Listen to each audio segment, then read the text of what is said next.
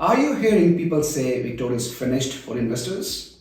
The data says the opposite. 5 regional markets are already surging, with sales volumes up 16% and momentum building fast. I'm Rusty, your independent buyer's agent, and in the next few minutes, I'll show you where the smart money is actually heading, why these regions are structurally shifting, and the key price signals that help you avoid overpaying by tens of thousands. And if you stick with me, I'll give you my regional Victoria Hotspots Action Kit, a simple set of one-pagers and checklists to help you actually buy well in these areas, not just learn about them. Quick note before we dive in. This is general education, not personal advice. Always get advice for your own situation before you act. So, if Victoria isn't dead, what is actually driving this? Regional property is undergoing a major revival, and it isn't a blip. It is a structural shift driven by 3 pillars: big ticket public investment, improving connectivity, and migration patterns that reward livability and value. So what we want are regions with multiple anchors: health, education, logistics, energy, advanced manufacturing, plus real projects, not artist impressions. We are going to test 5 markets against that standard using the freshest data for proof every step of the way. Let's look at 3 pillars first. Pillar number 1, energy and jobs. The energy transition is securing thousands of long-term regional jobs. Victoria's renewable energy transition is expected to create tens of thousands of jobs across the state, many of them in regional communities. The Victorian Transmission Plan sets out 6 proposed onshore renewable energy zones, REZ in short. Shepparton and Bendigo sit in the central north REZ, while Ballarat sits in the central highlands REZ. This planned transmission infrastructure effectively locks in demand in these areas for decades. Pillar number 2, connectivity and migration. Greater Geelong is Australia's most popular regional destination for capital city movers, capturing 9.3% of total net internal migration to regional areas in March 2025 quarter. Connectivity is key. Fast rail cuts the journey from Ballarat to Melbourne to about 60 minutes, cementing its commuter appeal. Pillar number 3, market momentum. Now, confidence is high. Markets with positive rankings in our analysis system, rising, recovering, or consistent markets, are now 58% of all regional markets analyzed, up from 42% just 6 months ago. Cities like Geelong, Shepparton, Bendigo, and Wodonga are leading the uplift. The market is clearly rising, but it's highly segmented. To avoid becoming a statistician who pays 8% too much, you need the specifics. So now you know the 3 forces reshaping regional Victoria: energy and jobs, connectivity and migration, and clear market momentum. Let's put that to work. We'll test 5 markets against those criteria and see exactly where the numbers, the projects, and the demand actually stack up. And by the end of this video, you'll know which 5 regions deserve your attention. What's driving demand and the buying rules I use so you can avoid overpaying and sidestep the dirt pockets. And remember, these aren't hype cycles. These are regions with real jobs, real infrastructure, and real demand already showing up in the data. Let's get started. And we'll begin with a city already showing REZ-driven growth in the numbers. Bendigo is a future powerhouse, healthcare at scale, mining stability, and a prime position inside the central north REZ. Population is the first clue. We are moving from about 121,500 people in 2021 to around 200,000 by 2055. That's sustained demand for homes, services, and local jobs. The second clue is investment. The Forestville gold mine expansion is set to inject $1.3 billion over the next decade. At the same time, the Bendigo Hospital clinical service upgrade brings another $63.5 million into the health precinct. La Trobe University is adding a $50 million investment in a 220-bed student accommodation complex in Bendigo's CBD, expanding its footprint in the city centre. Now, the market proof. Sales volumes are up 41% year on year in the last quarter. Depth is back. Some suburbs are already breaking away. White Hills posted 19% annual price growth, and rental demand is fierce. Geelong is sitting at almost 0% vacancy. Strathfield say around 0.2% and broader pockets under 1%. White works, jobs you can map, population growth you can plan for, scarcity you can feel at inspections. This is the kind of city where capital growth and rental demand are both moving in sync, rare in this part of the cycle. How to buy it? Target owner-occupied streets, near health and education, family floor plans, low maintenance. Walk away if flood or heritage constraints kill your reno options. Investor payoff? Get capital city style tenant demand at regional entry prices with competition that's still below the big metros. Bendigo gives you that REZ-backed growth story with ultra-tight rentals. But what if you want something closer to Melbourne with a bigger, more diversified economy? That's where Greater Geelong comes in. Geelong is Victoria's most popular regional magnet for a reason. It's not one project, it's a pipeline. As of mid-2025, the region held about $14.8 billion in major projects. Greater Geelong's work and investment page states that its diversified economy generates more than $20 billion in gross regional product. Add a CBD level asset, the $456 million biennial Geelong Convention and Event Centre. Connectivity is the kicker. Victorian major project states that the West Gate Tunnel will save up to 10 minutes of travel time each way between Geelong and Melbourne's CBD. That's commuter logic in your favor. On the market side, quarterly sales recently peaked around 1,597 transactions, plenty of liquidity. And entry points still exist. Norlin sits around $455,000 for median houses. White works, city-scale jobs, commuter access and established amenity without city price stress. How to buy it? Treat Geelong like a city, not a suburb. Anchor near transport and employment nodes. Avoid flood-prone and oversupply micros. Prefer service infill with walkable amenity.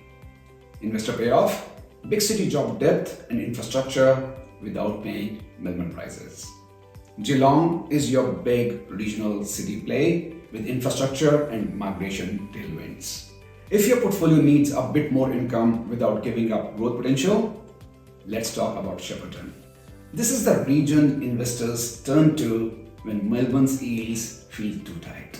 If your portfolio needs cash flow that doesn't cap growth, Shepparton is where yield meets industry.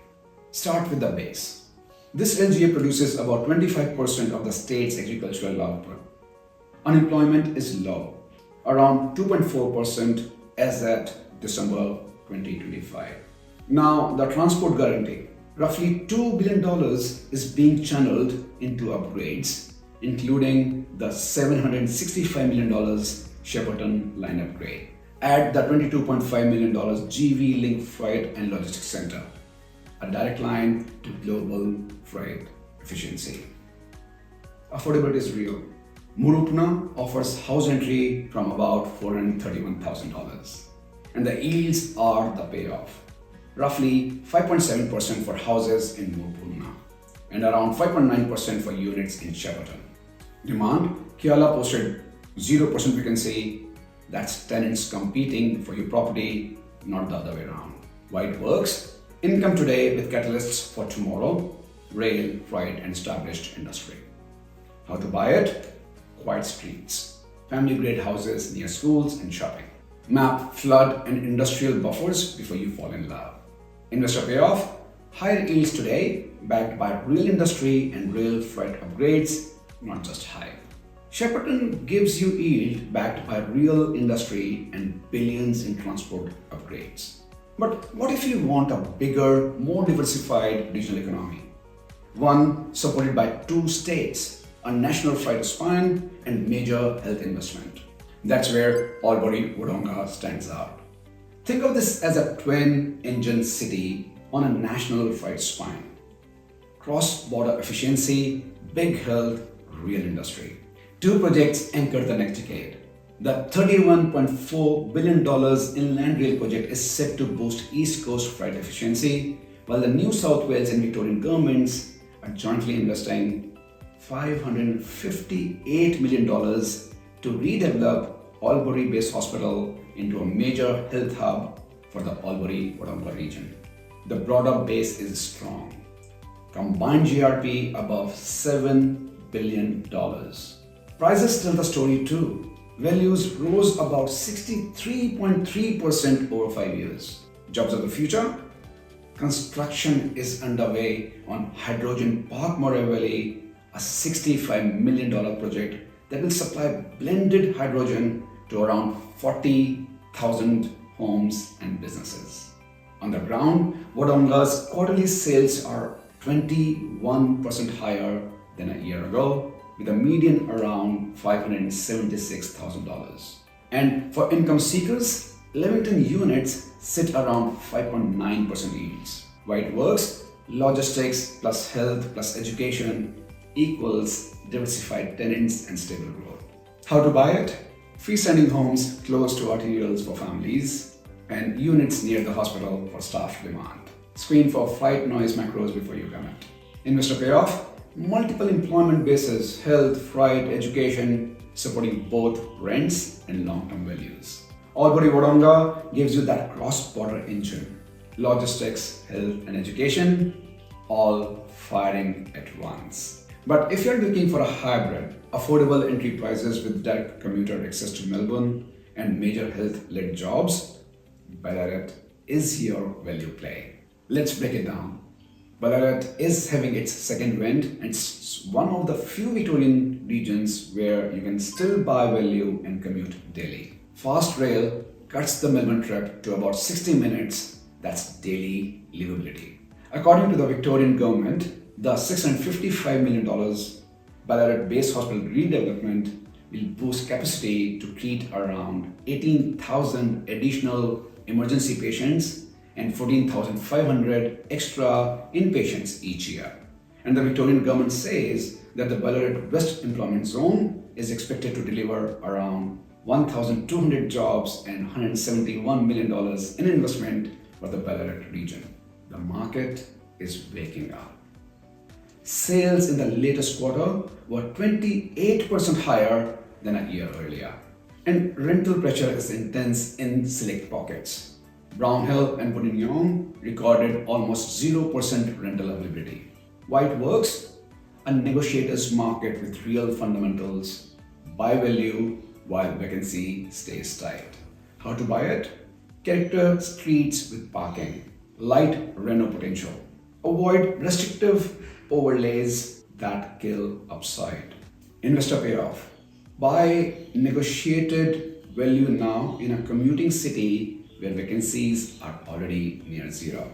So those are the 5 regions where the numbers, the projects and the demand are all lining up. But here's the trap. Knowing where to invest is only half the game. Most investors lose money in how they buy, the street they pick, the property they choose, and the price they accept. That's what I want to unpack next. You now have the full strategic blueprint for regional Victoria. This research is mandatory, but proper execution is critical. This is the difference between securing a high-performing asset and making a mistake that costs you 6 or even 7 figures over the long term. Here's where most investors slip. They convert a region level thesis into a street level buy without doing street level homework. In markets like Ballarat, the average vendor discount recently widened to roughly 7.5% for houses and 8.1% for units. On a $650,000 house, that's almost $49,000 of room to play with. And I still see buyers paying near the original asking price because they are pricing off medians, not real comparables. Meanwhile, just a few postcodes away, vacancies can be 0 to 0.2% only. That's the difference between a tailwind and a drag. The complexity lies in execution. Whether you are targeting the high yields of Shepparton or the commuter capital growth of Ballarat, you need someone on the ground to navigate vendor discounting, avoid B-grade stock, and focus on the suburbs backed by the right infrastructure and zero vacancy rates. You can see now that the opportunity is real, but so is the complexity. The difference between a top performing asset and a regret is usually the last 5% of work. The street, the due diligence, the negotiation. Each of these regions offers something different, but they all share the same characteristics. Tight rental markets, strong buyer demand, and genuine infrastructure catalysts driving future growth. And as always, this is general information only. Get proper advice before you pull the trigger on any property. Successful property investment isn't just about finding the right region. It's about finding the right property in the right street at the right price. To help you implement this, I've created the Regional Victorian Hotspots Action Kit. Inside, you'll find a one-pager for each region, thesis, triggers, and 3 watchouts. A buy box checklist to define your numbers before you look at domain or realestate.com.au. An open home checklist so you don't miss red flags in a 10-minute inspection. It's designed so that by the time you are at an open home, you already know whether the property fits your strategy or not. Grab it through the link below. And when you're ready to move from research to results, book a strategy call. We'll pick streets, shortlist A-grade assets, and negotiate the right price together. Don't let another year slip by wondering what if. Let us build your property portfolio together. Thanks for watching and see you in the next one. And if there's a region you want me to analyze next, drop it in the comments. I read everyone.